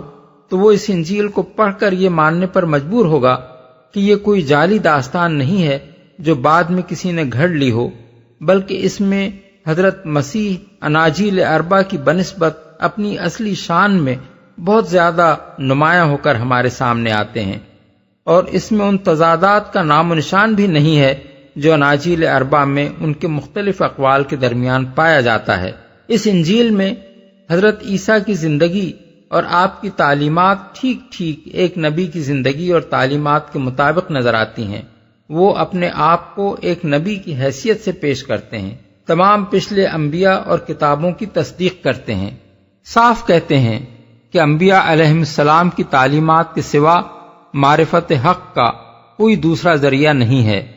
اور جو انبیاء کو چھوڑتا ہے وہ دراصل خدا کو چھوڑتا ہے۔ توحید، رسالت اور آخرت کے ٹھیک وہی عقائد پیش کرتے ہیں جن کی تعلیم تمام انبیاء نے دی ہے۔ نماز، روزے اور زکوٰۃ کی تلقین کرتے ہیں۔ ان کی نمازوں کا جو ذکر بکثرت مقامات پر برنباس نے کیا ہے، اس سے پتہ چلتا ہے کہ یہی فجر، ظہر، عصر، مغرب، عشاء اور تہجد کے اوقات تھے جن میں وہ نماز پڑھتے تھے اور ہمیشہ نماز سے پہلے وضو فرماتے تھے۔ انبیاء میں سے وہ حضرت داؤد و سلیمان کو نبی قرار دیتے ہیں، حالانکہ یہودیوں اور عیسائیوں نے ان کو انبیاء کی فہرست سے خارج کر رکھا ہے۔ حضرت اسماعیل کو وہ ذبیح قرار دیتے ہیں اور ایک یہودی عالم سے اقرار کراتے ہیں کہ فی الواقع ذبیح حضرت اسماعیل ہی تھے، اور بنی اسرائیل نے زبردستی کھینچ تان کر کے حضرت اسحاق کو ذبیح بنا رکھا ہے۔ آخرت اور قیامت اور جنت و دوزخ کے متعلق ان کی تعلیمات قریب قریب وہی ہیں جو قرآن میں بیان ہوئی ہیں۔ 11 عیسائی جس وجہ سے انجیل برناباس کے مخالف ہیں وہ دراصل یہ نہیں ہے کہ اس میں رسول اللہ صلی اللہ علیہ وسلم کے متعلق جگہ جگہ صاف اور واضح بشارتیں ہیں، کیونکہ وہ تو حضور کی پیدائش سے بھی بہت پہلے اس انجیل کو رد کر چکے تھے۔ ان کی ناراضگی کی اصل وجہ کو سمجھنے کے لیے تھوڑی سی تفصیلی بحث درکار ہے۔ حضرت عیسیٰ علیہ السلام کے ابتدائی پیرو آپ کو صرف نبی مانتے تھے، موسوی شریعت کا اتباع کرتے تھے، عقائد اور احکام اور عبادات کے معاملے میں اپنے آپ کو دوسرے بنی اسرائیل سے قطعاً الگ نہ سمجھتے تھے، اور یہودیوں سے ان کا اختلاف صرف اس امر میں تھا کہ یہ حضرت عیسیٰ کو مسیح تسلیم کر کے ان پر ایمان لائے تھے اور وہ ان کو مسیح ماننے سے انکار کرتے تھے۔ بعد میں جب سینٹ پال اس جماعت میں داخل ہوا تو اس نے رومیوں، یونانیوں اور دوسرے غیر یہودی اور غیر اسرائیلی لوگوں میں بھی اس دین کی تبلیغ و اشاعت شروع کر دی، اور اس غرض کے لیے ایک نیا دین بنا ڈالا جس کے عقائد اور اصول اور احکام اس دین سے بالکل مختلف تھے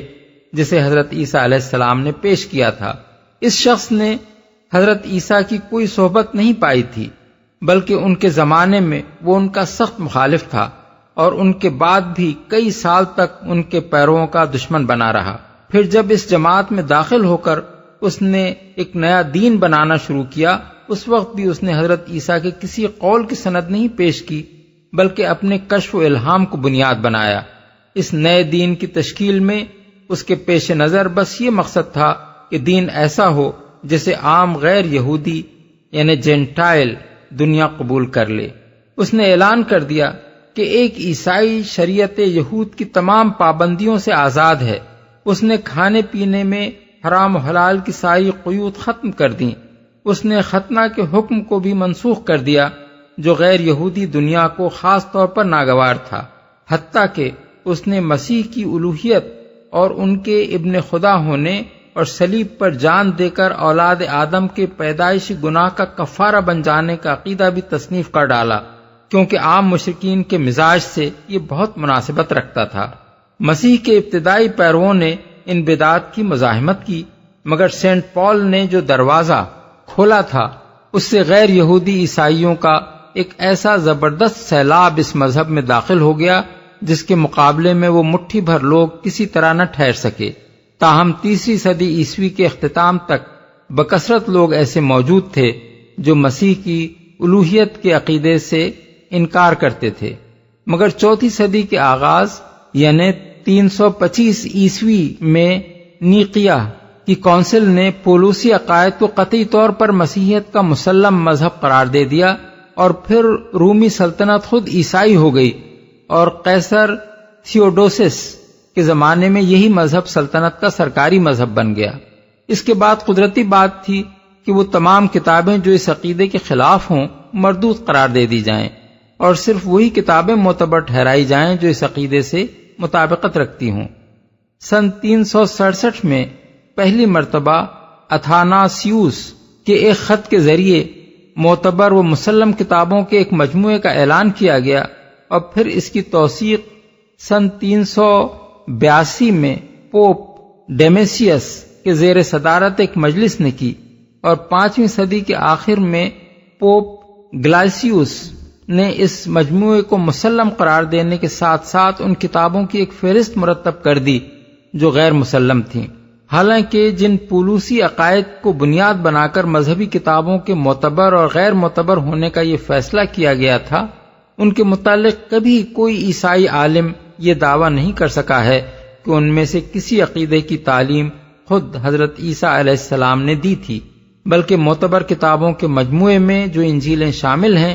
خود ان میں بھی حضرت عیسیٰ کے اپنے کسی قول سے ان عقائد کا ثبوت نہیں ملتا۔ انجیل برناباس ان غیر مسلم کتابوں میں اس لیے شامل کی گئی کہ وہ مسیحیت کے اس سرکاری عقیدے کے بالکل خلاف تھی۔ اس کا مصنف کتاب کے آغاز ہی میں اپنا مقصد تصنیف یہ بیان کرتا ہے کہ ان لوگوں کے خیالات کی اصلاح کی جائے جو شیطان کے دھوکے میں آ کر یسوع کو ابن اللہ قرار دیتے ہیں، ختنہ کو غیر ضروری ٹھہراتے ہیں اور حرام کھانوں کو حلال کر دیتے ہیں، جن میں سے ایک دھوکہ کھانے والا پولوس بھی ہے۔ وہ بتاتا ہے کہ جب حضرت عیسیٰ دنیا میں موجود تھے، اس زمانے میں ان کے معجزات کو دیکھ کر سب سے پہلے مشرک رومی سپاہیوں نے ان کو خدا اور بعض نے خدا کا بیٹا کہنا شروع کیا۔ پھر یہ چھوت بنی اسرائیل کے عوام کو بھی لگ گئی۔ اس پر حضرت عیسیٰ سخت پریشان ہوئے۔ انہوں نے بار بار نہایت شدت کے ساتھ اپنے متعلق اس غلط عقیدے کی تردید کی اور ان لوگوں پر لعنت بھیجی جو ان کے متعلق ایسی باتیں کہتے تھے۔ پھر انہوں نے اپنے شاگردوں کو پورے یہودیہ میں اس عقیدے کی تردید کے لیے بھیجا، اور ان کی دعا سے شاگردوں کے ہاتھوں بھی وہی معجزے صادر کرائے گئے جو خود حضرت عیسیٰ سے صادر ہوتے تھے، تاکہ لوگ اس غلط خیال سے باز آ جائیں کہ جس شخص سے یہ معجزے صادر ہو رہے ہیں وہ خدا یا خدا کا بیٹا ہے۔ اس سلسلے میں وہ حضرت عیسیٰ کی مفصل تقریریں نقل کرتا ہے جن میں انہوں نے بڑی سختی کے ساتھ اس غلط عقیدے کی تردید کی تھی، اور جگہ جگہ یہ بتاتا ہے کہ جناب اس گمراہی کے پھیلنے پر کس قدر پریشان تھے۔ مزید برآں وہ اس پولوسی عقیدے کی بھی صاف صاف تردید کرتا ہے کہ مسیح علیہ السلام نے صلیب پر جان دی تھی۔ وہ اپنے چشم دید حالات یہ بیان کرتا ہے کہ جب یہودا اسکریوتی یہودیوں کے سردار کاہن سے رشوت لے کر حضرت عیسیٰ کو گرفتار کرانے کے لیے سپاہیوں کو لے کر آیا تو اللہ تعالیٰ کے حکم سے 4 فرشتے جناب کو اٹھا لے گئے، اور یہودا اسکریوتی کی شکل اور آواز بالکل وہی کر دی گئی جو حضرت عیسیٰ کی تھی۔ صلیب پر وہی چڑھایا گیا تھا، نہ کہ حضرت عیسیٰ۔ اس طرح یہ انجیل پولوسی مسیحیت کی جڑ کاٹ دیتی ہے اور قرآن کے بیان کی پوری توثیق کرتی ہے، حالانکہ نزول قرآن سے 115 سال پہلے اس کے ان بیانات ہی کی بنا پر مسیح پادری اسے رد کر چکے تھے۔ 12 اس بحث سے یہ بات واضح ہو جاتی ہے کہ انجیل برناباس در حقیقت اناجیل 4 سے زیادہ معتبر انجیل ہے۔ مسیح علیہ السلام کی تعلیمات اور سیرت اور اقوال کی صحیح ترجمانی کرتی ہے، اور یہ عیسائیوں کی اپنی بدقسمتی ہے کہ اس انجیل کے ذریعے سے اپنے عقائد کی تصحیح اور حضرت مسیح کی اصل تعلیمات کو جاننے کا جو موقع ان کو ملا تھا اسے محض ضد کی بنا پر انہوں نے کھو دیا۔ اس کے بعد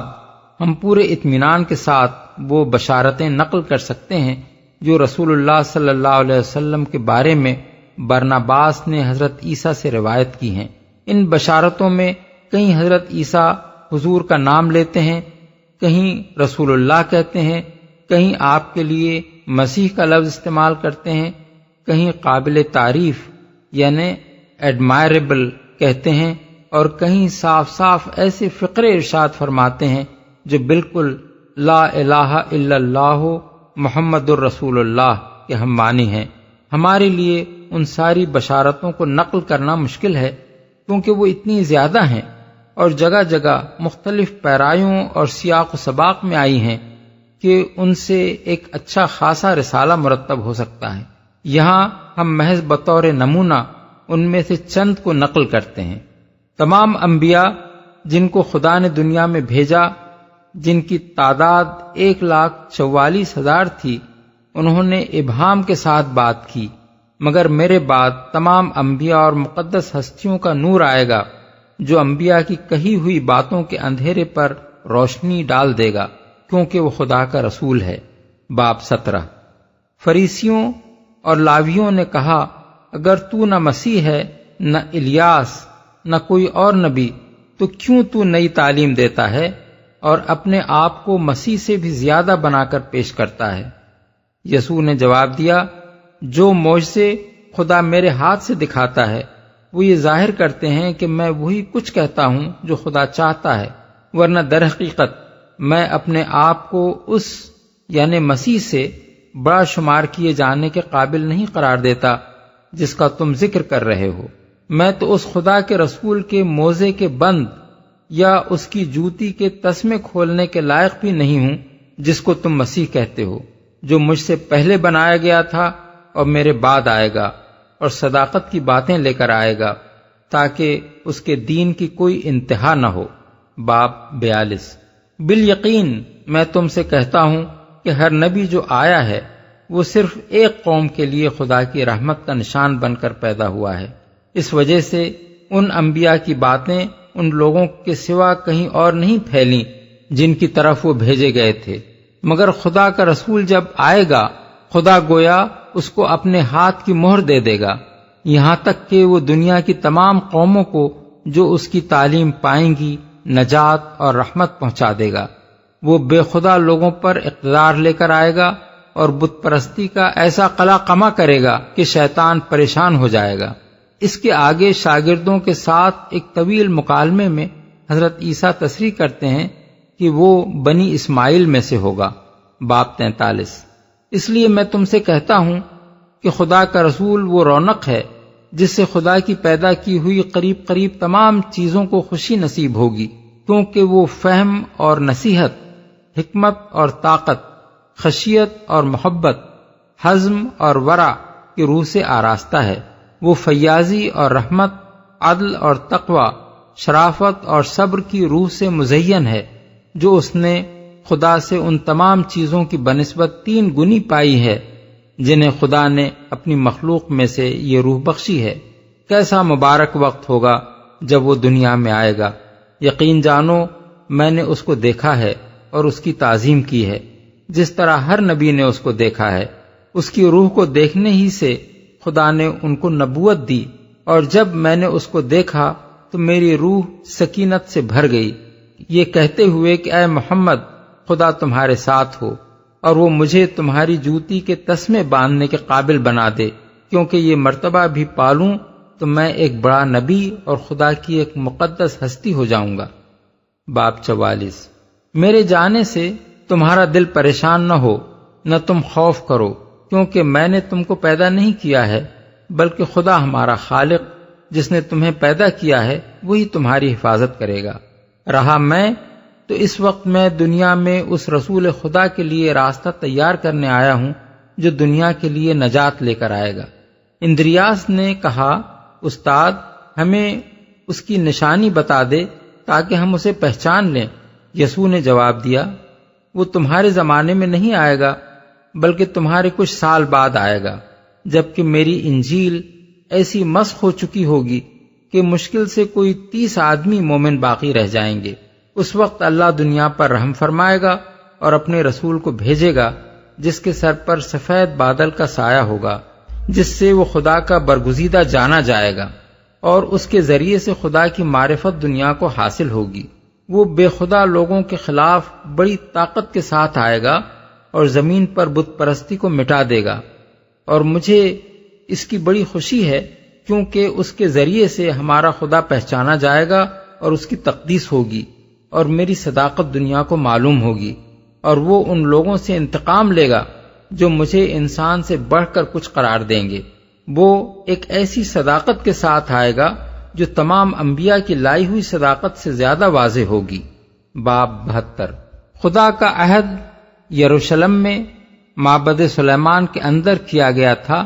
نہ کہ کہیں اور، مگر میری بات کا یقین کرو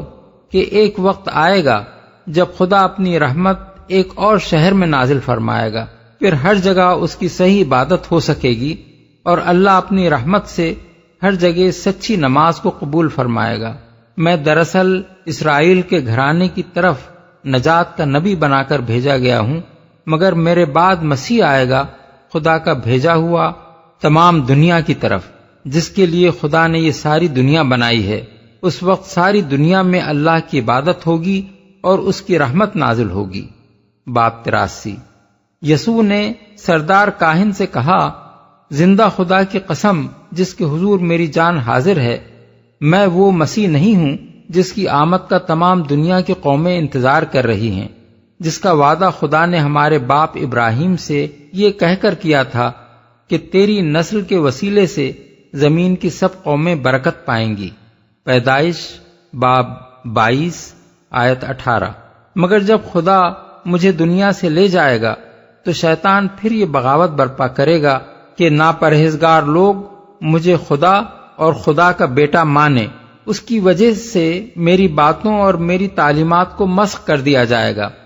یہاں تک کہ بمشکل 30 صاحب ایمان باقی رہ جائیں گے۔ اس وقت خدا دنیا پر رحم فرمائے گا اور اپنا رسول بھیجے گا جس کے لیے اس نے دنیا کی یہ ساری چیزیں بنائی ہیں، جو قوت کے ساتھ جنوب سے آئے گا اور بتوں کو بت پرستوں کے ساتھ برباد کر دے گا، جو شیطان سے وہ اقتدار چھین لے گا جو اس نے انسانوں پر حاصل کر لیا ہے۔ وہ خدا کی رحمت ان لوگوں کی نجات کے لیے اپنے ساتھ لائے گا جو اس پر ایمان لائیں گے، اور مبارک ہے وہ جو اس کی باتوں کو مانے۔ باب 96۔ سردار کاہن نے پوچھا،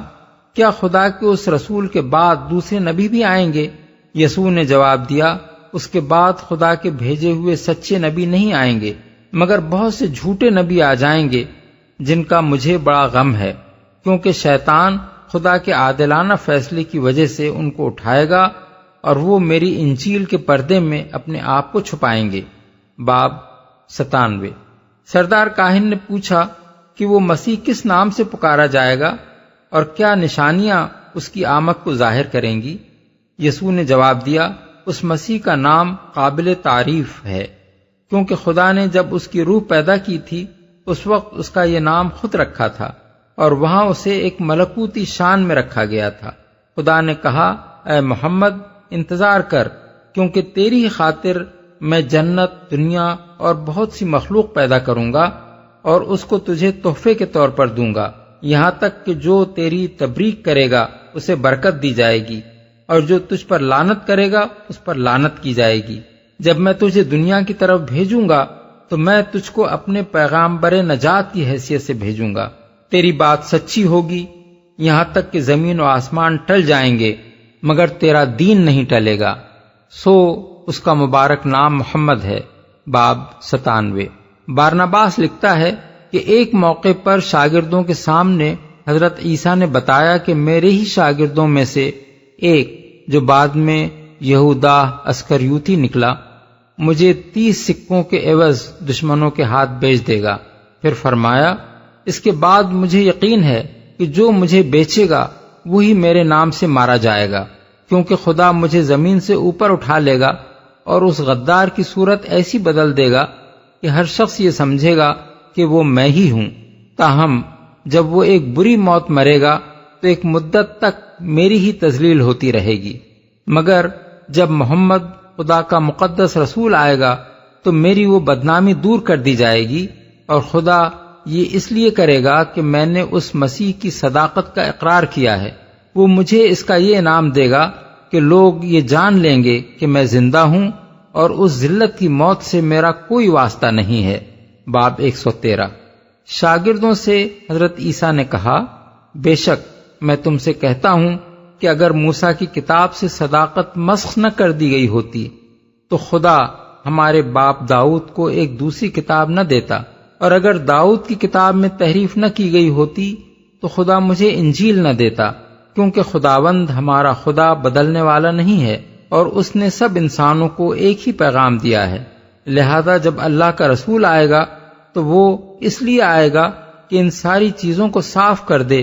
جن سے بے خدا لوگوں نے میری کتاب کو آلودہ کر دیا ہے۔ باب 124۔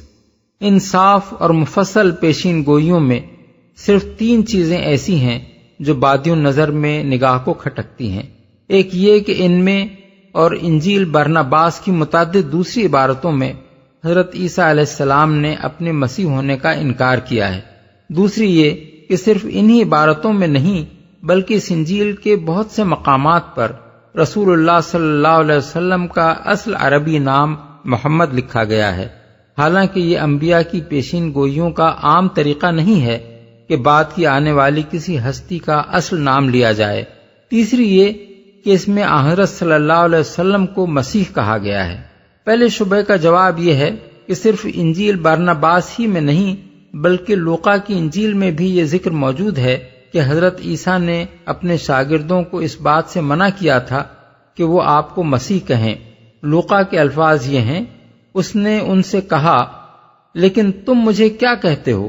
پطرس نے جواب میں کہا، خدا کا مسیح۔ اس نے ان کو تاکید کر کے حکم دیا کہ یہ کسی سے نہ کہنا۔ باب 9 آیات 20-21۔ غالباً اس کی وجہ یہ تھی کہ بنی اسرائیل جس مسیح کے منتظر تھے اس کے متعلق ان کا خیال یہ تھا کہ وہ تلوار کے زور سے دشمنان حق کو مغلوب کرے گا، اس لیے حضرت عیسیٰ علیہ السلام نے فرمایا کہ وہ مسیح میں نہیں ہوں بلکہ وہ میرے بعد آنے والا ہے۔ دوسرے شبے کا جواب یہ ہے کہ برناباس کا جو اطالوی ترجمہ اس وقت دنیا میں موجود ہے اس کے اندر تو حضور کا نام بے شک محمد لکھا ہوا ہے، مگر یہ کسی کو بھی معلوم نہیں ہے کہ یہ کتاب کن کن زبانوں سے ترجمہ در ترجمہ ہوتی ہوئی اطالوی زبان میں پہنچی ہے۔ ظاہر ہے کہ اصل انجیل برناباس سریانی زبان میں ہوگی، کیونکہ وہ حضرت عیسیٰ اور ان کے ساتھیوں کی زبان تھی۔ اگر وہ اصل کتاب دستیاب ہوتی تو دیکھا جا سکتا تھا کہ اس میں حضرت صلی اللہ علیہ وسلم کا اسم گرامی کیا لکھا گیا تھا۔ اب جو کچھ قیاس کیا جا سکتا ہے وہ یہ ہے کہ اصل میں تو حضرت عیسیٰ نے لفظ منحمنا استعمال کیا ہوگا، جیسا کہ ہم ابن اسحاق کے دیے ہوئے انجیل یوحنا کے حوالے سے بتا چکے ہیں۔ پھر مختلف مترجموں نے اپنی اپنی زبانوں میں اس کے ترجمے کر دیے ہوں گے۔ اس کے بعد غالباً کسی مترجم نے یہ دیکھ کر کہ پیشین گوئی میں آنے والے کا جو نام بتایا گیا ہے وہ بالکل لفظ محمد کا ہم معنی ہے، آپ کا یہی اسم گرامی لکھ دیا ہوگا۔ اس لیے صرف اس نام کی تصریح یہ شبہ پیدا کرنے کے لیے ہرگز کافی نہیں ہے کہ پوری انجیل برناباس کسی مسلمان نے جعلی تصنیف کر دی ہے۔ تیسرے شبہ کا جواب یہ ہے کہ لفظ مسیح در حقیقت ایک اسرائیلی اصطلاح ہے جسے قرآن مجید میں مخصوص طور پر حضرت عیسیٰ کے لیے صرف اس بنا پر استعمال کیا گیا ہے کہ یہودی ان کے مسیح ہونے کا انکار کرتے تھے، ورنہ یہ نہ قرآن کی اصطلاح ہے نہ قرآن میں کہیں اس کو اسرائیلی اصطلاح کے معنوں میں استعمال کیا گیا ہے۔ اس لیے رسول اللہ صلی اللہ علیہ وسلم کے حق میں اگر حضرت عیسیٰ علیہ السلام نے لفظ مسیح استعمال کیا ہو اور قرآن میں آپ کے لیے یہ لفظ استعمال نہ کیا گیا ہو تو اس سے یہ نتیجہ نہیں نکالا جا سکتا کہ انجیل برناباس آپ کی طرف کوئی ایسی چیز منسوب کرتی ہے جس سے قرآن انکار کرتا ہے۔ دراصل بنی اسرائیل کے ہاں قدیم طریقہ یہ تھا کہ کسی چیز یا کسی شخص کو جب کسی مقدس مقصد کے لیے مختص کیا جاتا تھا تو اس چیز پر یا اس شخص کے سر پر تیل مل کر اسے متبرک یعنی کانسیکریٹ کر دیا جاتا تھا۔ عبرانی زبان میں تیل ملنے کے اس فعل کو مسح کہتے تھے، اور جس پر یہ ملا جاتا تھا اسے مسیح کہا جاتا تھا۔ عبادت گاہ کے ظروف اسی طریقے سے مسح کر کے عبادت کے لیے وقف کیے جاتے تھے۔ کاہنوں کو کہانت یعنی پریسٹ ہوڈ کے منصب پر معمور کرتے وقت بھی مسح کیا جاتا تھا۔ بادشاہ اور نبی بھی جب خدا کی طرف سے بادشاہت یا نبوت کے لیے نامزد کیے جاتے تو انہیں مسح کیا جاتا۔ چنانچہ بائبل کی روح سے بنی اسرائیل کی تاریخ میں بکثرت مسیح پائے جاتے ہیں۔ حضرت ہارون کاہن کی حیثیت سے مسیح تھے، حضرت موسیٰ کاہن اور نبی کی حیثیت سے، طالوت بادشاہ کی حیثیت سے، حضرت داؤد بادشاہ اور نبی کی حیثیت سے، ملک صدق بادشاہ اور کاہن کی حیثیت سے، اور حضرت الیسع نبی کی حیثیت سے مسیح تھے۔ بعد میں یہ بھی ضروری نہ رہا کہ تیل مل کر ہی کسی کو مامور کیا جائے، بلکہ محض کسی کا مامور من اللہ ہونا ہی مسیح ہونے کا ہم معنی بن گیا تھا۔ مثال کے طور پر دیکھیے، 1 سلاطین باب 19 میں ذکر آیا ہے کہ خدا نے حضرت الیاس یعنی ایلیاہ کو حکم دیا کہ حزائیل کو مسح کر کہ آرام یعنی دمشق کا بادشاہ ہو، اور نمسی کے بیٹے یاہو کو مسح کر کہ اسرائیل کا بادشاہ ہو، اور الیشع یعنی الیسع کو مسح کر کہ تیری جگہ نبی ہو۔ ان میں سے کسی کے سر پر بھی تیل نہیں ملا گیا،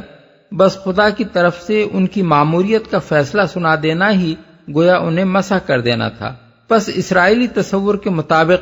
لفظ مسیح در حقیقت مامور من اللہ کا ہم معنی تھا، اور اسی معنی میں حضرت عیسیٰ علیہ السلام نے رسول اللہ صلی اللہ علیہ وسلم کے لیے اس لفظ کو استعمال کیا تھا۔ لفظ مسیح کے اسرائیلی مفہوم کی تشریح کے لیے ملاحظہ ہو سائیکلوپیڈیا آف ببلیکل لٹریچر، لفظ یہ سیاہ، یہ تو صریح دھوکہ ہے۔ اصل میں لفظ سحر استعمال ہوا ہے۔ سحر یہاں جادو کے نہیں بلکہ دھوکے اور فریب کے معنی میں استعمال ہوا ہے۔ عربی لغت میں جادو کی طرح اس کے یہ معنی بھی معروف ہیں۔ کہتے ہیں سحرہ اے خدعہ، اس نے فلاں شخص پر سحر کیا یعنی اس کو فریب دیا۔ دل چھین لینے والی آنکھ کو عین ساحرتن کہا جاتا ہے، یعنی ساحر آنکھ۔ جس زمین میں ہر طرف سراب ہی سراب نظر آئے اس کو ارض ساحرتن کہتے ہیں۔ چاندی کو ملمع کر کے سونے جیسا کر دیا جائے تو کہتے ہیں سحرت الفدۃ۔ پس آیت کا مطلب یہ ہے کہ جب وہ نبی جس کے آنے کی بشارت عیسیٰ علیہ السلام نے دی تھی اپنے نبی ہونے کی بین نشانیوں کے ساتھ آ گیا تو بنی اسرائیل اور امت عیسیٰ نے اس کے دعوی نبوت کو سری فریب قرار دیا۔ ومن اظلم ممن افترى على الله الكذب وهو يدعى الى الاسلام والله لا يهدي القوم الظالمين۔ اب بھلا اس شخص سے بڑا ظالم اور کون ہوگا جو اللہ پر جھوٹے بہتان باندھے حالانکہ اسے اسلام یعنی اللہ کے آگے سر اطاعت جھکا دینے کی دعوت دی جا رہی ہو۔ ایسے ظالموں کو اللہ ہدایت نہیں دیا کرتا۔ جو اللہ پر جھوٹے بہتان باندھے یعنی اللہ کے بھیجے ہوئے نبی کو جھوٹا مدعی قرار دے اور اللہ کے اس کلام کو جو اس کے نبی پر نازل ہو رہا ہو نبی کا اپنا گھڑا ہوا کلام ٹھہرائے۔ اسلام کی دعوت دی جا رہی ہو، یعنی اول تو سچے نبی کو جھوٹا مدعی کہنا ہی بجائے خود کچھ کم ظلم نہیں ہے، کجا کہ اس پر مزید ظلم یہ کیا جائے کہ بلانے والا تو خدا کی بندگی و اطاعت کی طرف بلا رہا ہو اور سننے والا جواب میں اسے گالیاں دے اور اس کی دعوت کو زک دینے کے لیے جھوٹ اور بہتان اور افطرا پردازیوں کے ہتھ کنڈے استعمال کرے۔ يريدون ليطفئوا نور الله بأفواههم والله متم نوره ولو كره الكافرون۔ یہ لوگ اپنے منہ کی پھوکوں سے اللہ کے نور کو بجھانا چاہتے ہیں اور اللہ کا فیصلہ یہ ہے کہ وہ اپنے نور کو پورا پھیلا کر رہے گا، خواہ کافروں کو یہ کتنا ہی ناگوار ہو۔ یہ بات نگاہ میں رہے کہ یہ آیات سن 3 ہجری میں جنگ احد کے بعد نازل ہوئی تھیں، جبکہ اسلام صرف شہر مدینہ تک محدود تھا۔ مسلمانوں کی تعداد چند ہزار سے زیادہ نہ تھی اور سارا عرب اس دین کو مٹا دینے پر تلا ہوا تھا۔ احد کے مارکے میں جو زخم مسلمانوں کو پہنچی تھی اس کی وجہ سے ان کی ہوا اکھڑ گئی تھی اور گرد و پیش کے قبائل ان پر شیر ہو گئے تھے۔ ان حالات میں فرمایا گیا کہ اللہ کا یہ نور کسی کے بجھائے نہ بجھ سکے گا، بلکہ پوری طرح روشن ہو کر اور دنیا بھر میں پھیل کر رہے گا۔ یہ ایک صریح پیشین گوئی ہے جو حرف بحرف صحیح ثابت ہوئی۔ اللہ کے سوا اس وقت اور کون یہ جان سکتا تھا کہ اسلام کا مستقبل کیا ہے؟ انسانی نگاہیں تو اس وقت یہ دیکھ رہی تھیں کہ یہ ایک ٹمٹماتا ہوا چراغ ہے